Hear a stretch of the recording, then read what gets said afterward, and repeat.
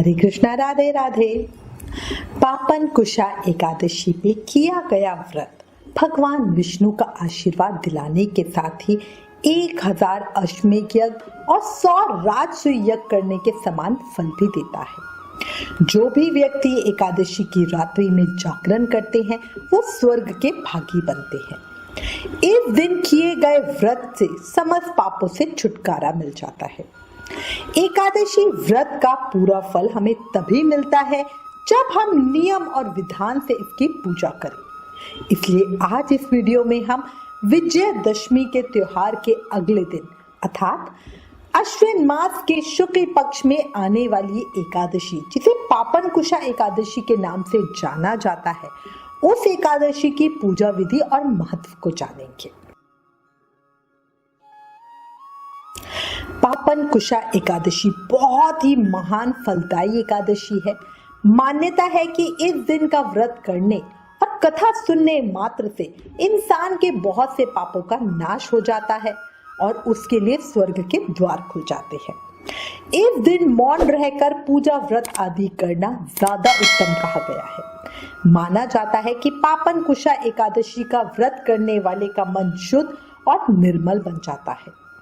पापियों को भी इस व्रत करने से बुरे कर्मों से मुक्ति मिल जाती है और यही कारण है कि क्षमा याचना करने के लिए ये व्रत सभी जरूर करते हैं। पापन कुशा एकादशी पापों को नाश करने वाली है, इसी कारण इसका नाम पापन कुशा एकादशी पड़ा। मतलब पाप रूपी हाथी को पुण्य रूपी व्रत के अंकुश से भेदने के कारण ही इस एकादशी का नाम पापन कुशा एकादशी पड़ा। पापों पर अंकुश लगाने वाली एकादशी। ये एकादशी मनुष्य को मन वांछित फल देकर उसके सभी पापों को हर लेती है। इसलिए ही इस एकादशी को पाप हरनी भी कहा जाता है। पापन कुशा एकादशी के दिन भगवान विष्णु के पद्मनाभ स्वरूप की पूजा की जाती है। अश्विन मास को ही पद्मनाभ मास कहा जाता है। इस व्रत से सभी प्रकार के पापों से मुक्ति मिलती है और शरीर और आत्मा शुद्ध हो जाती है। अब हम पापन कुशा एकादशी व्रत की पूजा विधि की चर्चा करते हैं। देखो, किसी भी व्रत का पूर्ण फल हमें तभी मिलता है जब वो व्रत हम नियम से और विधान से करते हैं। एक बात कहूंगी, जो लोग व्रत नहीं कर सकते वो सच्चे मन से भक्ति के साथ एकादशी की पूजा करके व्रत कथा को सुन ले और अपनी सामर्थ्य के अनुसार दान कर दे। ऐसा करने से भी भगवान विष्णु की कृपा मिल जाती है। अब हम पूजा विधि की चर्चा करते हैं। एकादशी व्रत का नियम दशमी के दिन से ही शुरू होगा। दशमी को एक समय भोजन करना है, सूर्यास्त होने के बाद अन्न नहीं खाना। हमें दशमी को भी चावल नहीं खाने चाहिए। रात को भगवान का नाम जाप करते हुए जमीन पे सोना है। ब्रह्मचार्य व्रत का पालन करना है। एकादशी वाले दिन सुबह जल्दी ब्रह्म मुहूर्त में उठे, नित्य कर्मों से निवृत्त होकर स्नान आदि करें। अगर किसी पवित्र नदी में स्नान कर सकते हो तो सबसे ही उत्तम है। अगर ये पॉसिबल ना हो तो घर में ही नहाने के जल में गंगा जल डालकर फिर स्नान करें। स्नान के बाद साफ सुथरे कपड़े पहने। सफेद या पीले कपड़े पहनना ज्यादा उत्तम होता है। स्नान के बाद पूजा की तैयारी करें। पूरे घर में गंगा जल के छींटे लगाएं। हल्दी से घर के मुख्य द्वार पर स्वास्तिक बनाएं। फिर भगवान के समक्ष अपने व्रत का संकल्प ले और प्रार्थना करते हुए कहें, हे प्रभु, हे दीनानाथ, दीन दयाला, कृपा करना और मेरे इस व्रत को निर्विघ्न पूरा कराना। कई लोग अश्विन मास एकादशी से ही कार्तिक स्नान भी शुरू करते हैं। वो एकादशी व्रत के साथ कार्तिक स्नान नियम का संकल्प भी जरूर ले लें।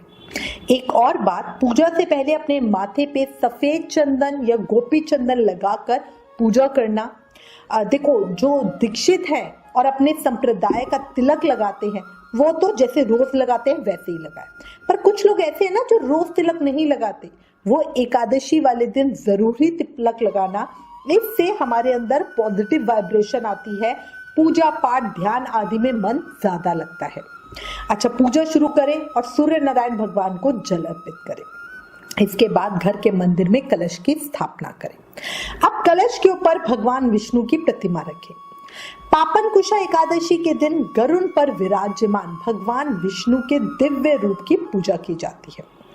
अगर आपके सेवित शिव विग्रह हैं लड्डू गोपाल जी, युगल सरकार जी, शालग्राम जी, तो उनका बढ़िया पंचामृत से अभिषेक करें, उनका सुंदर श्रृंगार करें। फिर भगवान श्री हरि विष्णु की पुष्प और ऋतु फल से पूजा करें, उन्हें अर्पित करें। पीले फूल, पीले फल, पीले मिष्ठान से भगवान जल्दी प्रसन्न हो जाते हैं और साधक के मन की इच्छा को पूरा करते हैं। पापनकुशा एकादशी पर भगवान पद्मनाभ को लाल कमल का फूल जरूर अर्पित करें।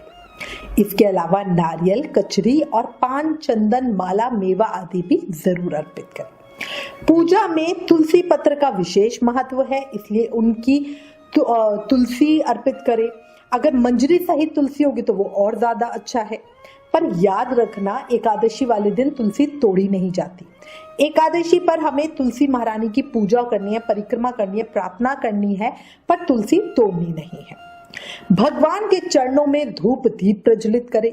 इसके बाद भगवान विष्णु को प्रसन्न करने के लिए विष्णु सहस्त्र नाम का पाठ करें। इसके बाद एकादशी की कथा जरूर सुनें। पूजा करते हुए एकादशी की व्रत की कथा सुनने से हमें ज्यादा फल मिलता है। कई बार क्या होता है, वीडियो एक दिन पहले आ गई तो लोग एक दिन पहले कथा सुन लेते हैं, बट वो ठीक है, बट आप जिस समय पूजा कर रहे हो उस समय भी कथा जरूर सुनेगा। इसके अलावा ओम नमो भगवते वासुदेवाय, इस मंत्र का जितना हो सके उतना जाप करें। अगर आपका गुरु मंत्र है तो अपने गुरु मंत्र का जाप करें। भगवान विष्णु की धूप दीप से आरती करें और पूजा में हुई किसी भी गलती के लिए क्षमा याचना करें। भगवान विष्णु के साथ एकादशी माता की आरती भी जरूर करनी चाहिए। अगर आपको एकादशी माता की आरती नहीं आती तो आप डिस्क्रिप्शन में वीडियो देख सकते हैं। विष्णु सहस्त्र नाम का भी है, एकादशी माता की आरती भी है, विष्णु चालीसा, लक्ष्मी चालीसा, सबकी वीडियो आपको मिल जाएगी। इसके अलावा जो एकादशी वाला दिन है बहुत शुभ दिन होता है, इसलिए शुभ कर्मों में ही इसे बिताइएगा। श्रीमद् भागवत महापुराण पढ़े या सुने। शाम के समय पूजा करें और पीपल और तुलसी के सामने घी का दीप जरूर प्रज्वलित करें। रात को आकाश में भगवान विष्णु के निमित्त दीपदान करें। इस दिन भगवान विष्णु को दीपक दिखाने से मृत्यु के बाद देवलोक में स्थान मिलता है। एकादशी के दिन दान करने से हमें बहुत शुभ फलों की प्राप्ति होती है। जो व्यक्ति स्वर्ण मतलब सोना, जल, तिल, भूमि, अन्न, गौ, जूते और छाते का दान करता है उसे यमराज का सामना नहीं करना पड़ता। याद रखना, इस दिन कचरी का फलाहार लेने से उल्लू और बिल्लाओं की योनि से मुक्ति मिलती है। आप कचरी का दान भी करें, बहुत ही उत्तम होता है। कचरी फलहार होती है, उसे हम व्रत में खा सकते हैं। जिन्होंने भी निर्जल व्रत किया होगा वो अगले दिन पारण के समय मतलब व्रत खोलते समय उस कचरी को जरूर खाएं, वो प्रसाद की है। पापनकुशा एकादशी का निराहार व्रत करने से भगवान विष्णु बहुत प्रसन्न होते हैं और भक्तों को कभी भी धन, दौलत, सुख, सौभाग्य की कमी नहीं होने देते।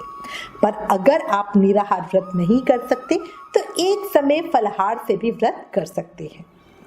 एकादशी के दिन अन्न बिल्कुल नहीं खाना, इसको याद रखना। जो लोग बीमार हैं और व्रत नहीं कर सकते वो भी कोशिश करें अन्न ना खाएं। व्रत फूड मतलब फलाहार ही दिन में जितनी मर्जी बार हो उतना खा ले। ये व्रत निर्जल करना सबसे अच्छा होता है, पर निर्जल व्रत हर कोई नहीं कर सकता, तो अपनी शारीरिक क्षमता के अनुसार शाम की पूजा आदि के बाद आप फलाहार ले सकते हैं। पूरी तरह साधक के ऊपर है कि वो व्रत के क्या नियम रखना चाहता है। पापनकुशा एकादशी पर विशेष रूप से मौन रहकर व्रत करने का विधान है। आप करके देखना मौन रहना कैसा होता है। मौन रहकर जब हम व्रत करते हैं तो हमारी आंतरिक शक्ति बहुत बढ़ती है, साथ ही बोलने वाली चीजों से भी हम बच जाते हैं। जो नहीं बोलने वाली चीजें हैं, कुछ उल्टे शब्द हैं, वो हमारे मुंह से नहीं निकलते, तो बहुत सारे पापों से हम इस तरह इनडायरेक्ट वे में भी बच जाते हैं। कोशिश करना कि व्रत वाले दिन किसी भी प्रकार से गुस्सा नहीं करना। व्रत में गुस्सा करने, चुगली करने, किसी के साथ लड़ाई झगड़ा करने से व्रत का फल शून्य हो जाता है। मतलब हमें तो लगेगा हमने व्रत कर लिया और उसका फल ही हमें नहीं मिलेगा। रात में जागकर भगवान का भजन कीर्तन करना, जो भी व्यक्ति एकादशी की रात में जागकर कीर्तन करता है वो स्वर्ग का अधिकारी बन ही जाता है। अच्छा, इसके अलावा एकादशी व्रत के दिन तेल, साबुन, शैम्पू आदि इस्तेमाल नहीं करने चाहिए। इस दिन महिलाओं को सर नहीं धोना चाहिए, बहुत सारी लेडीज ये गलती कर लेती हैं। इसके अलावा इस दिन पुरुषों को बाल और दाढ़ी नहीं कटवाने चाहिए। अच्छा, इसके अलावा एक और बात कहूंगी, ये समय दिवाली की सफाई का समय चल रहा है, तो कई लोग क्या करते हैं कि वो कोई विशेष सफाई का कर रहे होते हैं, पर आपको याद दिला दूं, एकादशी वाले दिन किसी भी विशेष साफ सफाई करने से हमें बचना चाहिए, नहीं करना चाहिए। अब हम एकादशी व्रत का पारण कैसे करें इस पे चर्चा करते हैं। देखो, एकादशी के अगले दिन पद्मनाभ द्वादशी है। इसमें भगवान पद्मनाभ की पूजा की जाती है। इस दिन भगवान विष्णु अंगड़ाई लेते हैं और ब्रह्मा जी ओमकार की ध्वनि करते हैं। इस दिन भगवान विष्णु की पूजा करें, फिर ब्राह्मणों को भोजन कराएं और दान दें। उसके बाद स्वयं अपने एकादशी व्रत का पारण करें, मतलब अन्न खा के व्रत को खोल दें। अब मैं आपको एक महा उपाय बता रही हूँ। एकादशी वाले दिन इस उपाय को करके देखिएगा। इस दिन अगर आप भगवान विष्णु पर शहद चढ़ाकर उसका सेवन करते हो तो जीवन से सभी तरह के रोगों से आपको मुक्ति मिल जाती है। इसके लिए आप पंचामृत में सभी चीजें ना मिलाकर अलग अलग चीजों से भगवान को स्नान करवाएं। कई लोग करते हैं ना कि दूध पावन कुशा एकादशी के व्रत से ना केवल अलग अलग स्नान करवाएं, बल्कि माता पिता के शहद 5 पीढ़ियों तक के तो वो शहद उसमें आ जाएगा। उसके बाद जब आप इस एकादशी को सबसे ज्यादा पुण्यदायी एकादशी माना गया है। इसके अलावा ऐसे एकादशी व्रत नहीं करते वो पानी में तिल मिलाकर इस एकादशी का व्रत, इससे ग्रह दोष खत्म हो जाता है। इसी के साथ मैं उम्मीद करती हूँ इस वीडियो में दी गई जानकारी आपके लिए उपयोगी होगी। इससे रिलेटेड अगर आपके पास कोई भी कमेंट से सजेशन है तो प्लीज हमें लिखें। ज्ञान बांटने से बढ़ता है, इसलिए इस वीडियो को ज्यादा से ज्यादा शेयर करें। आने वाले व्रत त्योहारों की जानकारी अपने फोन पे पाने के लिए आप हमें एकादशी लिखकर 9821025751 पर व्हाट्सएप मैसेज करें। आप हमें इंस्टाग्राम और फेसबुक पर भी जरूर फॉलो करें। Please like, share and subscribe. Thank you. Hare Krishna.